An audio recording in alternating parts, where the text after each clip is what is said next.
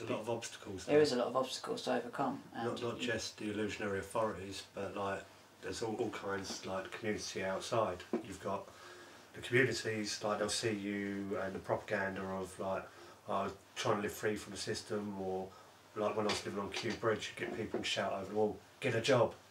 It's like, it's hard work living off the land, you know what I mean? I haven't got time to go and get a job, and why would I want a job to go and get money? You know what I mean? And money doesn't taste nice. It doesn't keep you very warm, not even if you burn it. So like, I find money pretty damn pointless. Money hasn't ever built a house. Money's never grown any vegetables. Money has never put fuel in a car. It's just a tool of commerce, which is basically people think they need that, otherwise they can't survive. And that is where the biggest level of the duping comes.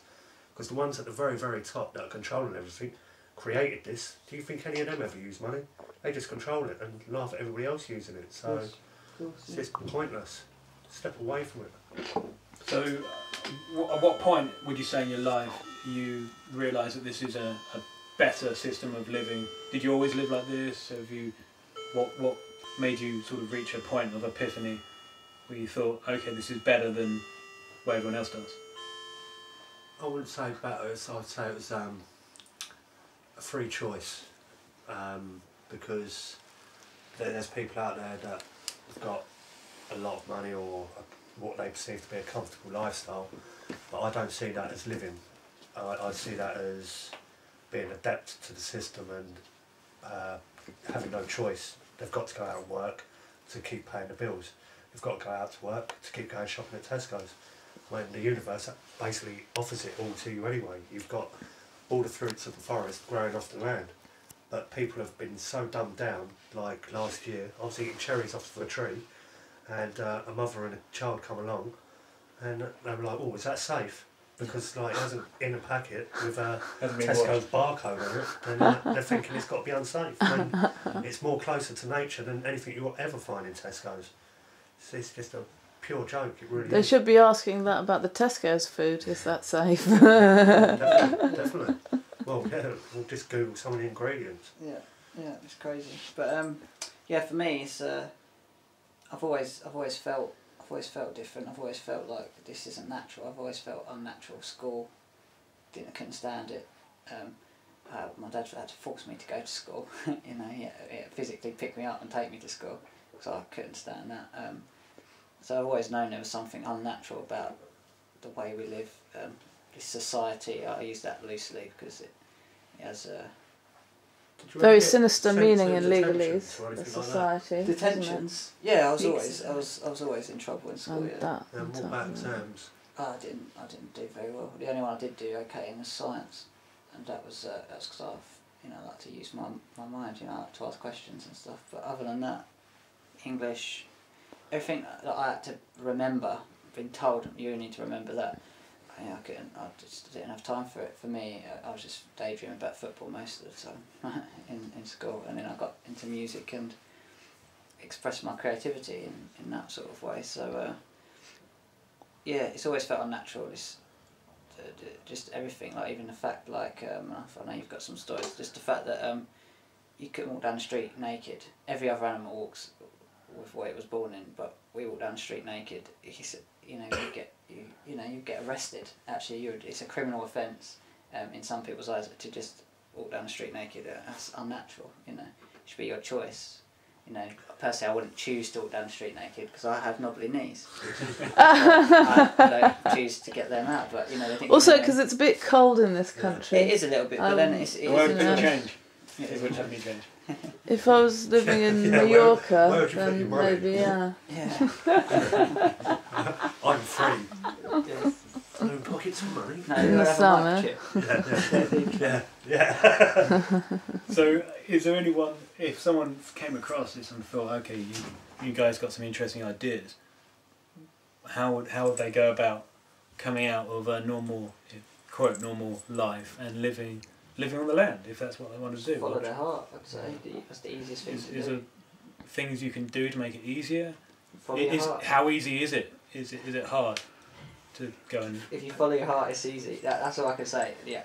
My advice to anyone who wants to do this is your heart will always you'll always, if you follow your heart, you always come out happier, and it'll always work out for you. If you're following your mind and my mind can think of thousands of reasons why I shouldn't do that, thousands why I shouldn't be doing what I'm doing, but I just look to my heart, and it's the constant. I mean, I'm quite stubborn anyway, but now I can look to that for guidance. I mean, some people look to the Bible for guidance, and there's nothing wrong with that. Some people look to, their parents or other people. I think my heart reflects most. It reflects of what is in the Bible, and it. I don't necessarily need to read the Bible when someone talks the Bible to me. I know that in my heart already. So, I don't need to read the Bible to know that it's. A lot of it makes sense in my heart. So I totally agree with you, because basically when you say from the heart, with myself, I've come to this point of, in quotes, an awakening, because I've sort of sat there and I've asked the universe, or felt a calling, what to do, and I've gone ahead with that, and that's from the heart. Mm-hmm. So I've gone off and done it. But on another level, what you're saying about is it hard and the rest of it. Now, when I first went and lived off the land and tried to get as far out of the system as possible, that was at Kew Bridge, and when I first went there, I saw it as a taste of freedom and an activist training camp. But by the end of it, it was a total turnaround. I saw it as a activist watch camp, and it was just so blatant that because there's so many activists in one small tight area, you're going to get people, government agents sitting there blatantly watching you and living with you, pretending to be one of you. And that is hard work when you've got to live with these guys. Then on another level, if you go off and you want to start your own eco-village off the land and live free from the system, it is on one level hard, because it's a struggle. You have to try and get the people involved, you have to set a lot of stuff up, you have to look for land, you have to do a lot of research on it, and then when you're ready to do it, you have to go onto the land and do it. And not a lot of people are out there going, yeah, we support what you're doing, it's a great idea and the rest of it, but you physically need people as a community to go, okay, I'm ready to go with you on the land. Because when we went and started our own one up at Woolwich, it was, we'd done it as a bit of an open gate rule far too early on, and I've learnt from all the mistakes that I've made, because where it's done in East London, you've got all the hoodie kids from around the corner and the rest of it, and they've come in and they didn't respect all the hippie-ish people that wanted to live in the community, and they talked down to them, and the calm, hippie, peaceful people just didn't want to live around that, so they didn't want to stay in a community like that. The only people that did stay were people that had no choice or nowhere to go, so it was constantly myself, cooking, cleaning, doing everything for them, and then good few people, one sitting around, come down and help out when they could.